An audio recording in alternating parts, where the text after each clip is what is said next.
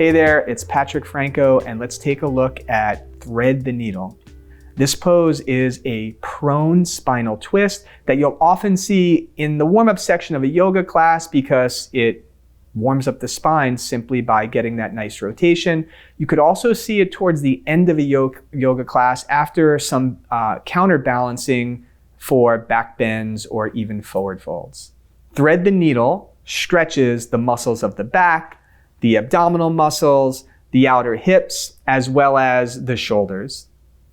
It also strengthens the core muscles, the muscles of the spine, as well as the hip stabilizing muscles. So let's go ahead and take a look at thread the needle now. We're going to start on our hands and knees, which so many of these warm-up poses do. Once we start on our hands and our knees, the hands are not underneath the shoulders, the knees underneath the hips. This is also the position which most of these poses in which we're starting on our hands and knees are starting from. Hands under the shoulders, knees underneath the hips. Now, this is the thread the needle shape.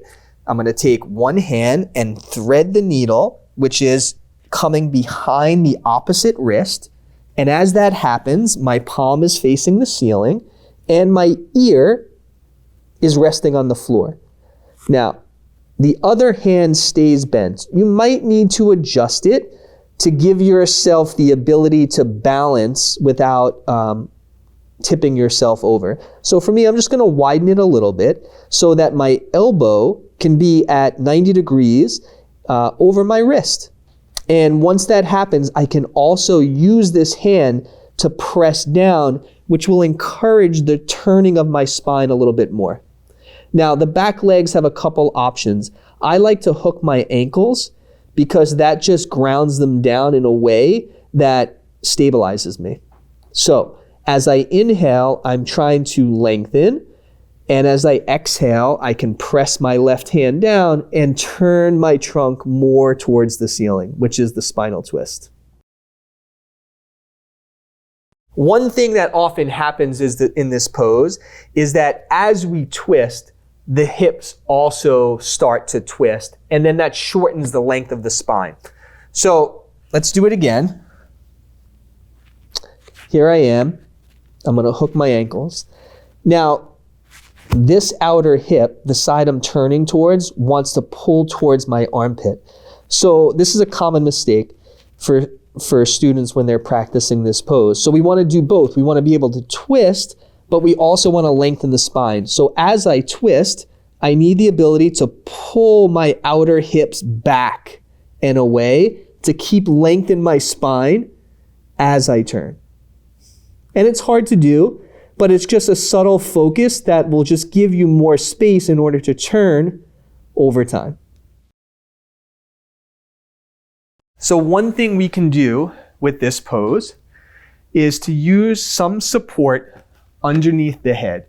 Because for some of us, depending on the mobility that you have in your spine and your shoulders, even your pelvis, it might be a challenge to bring the side of your ear to the floor. So as with any pose in which you're bringing a part of your body to the floor, we have the ability quite often to lift the floor to our body.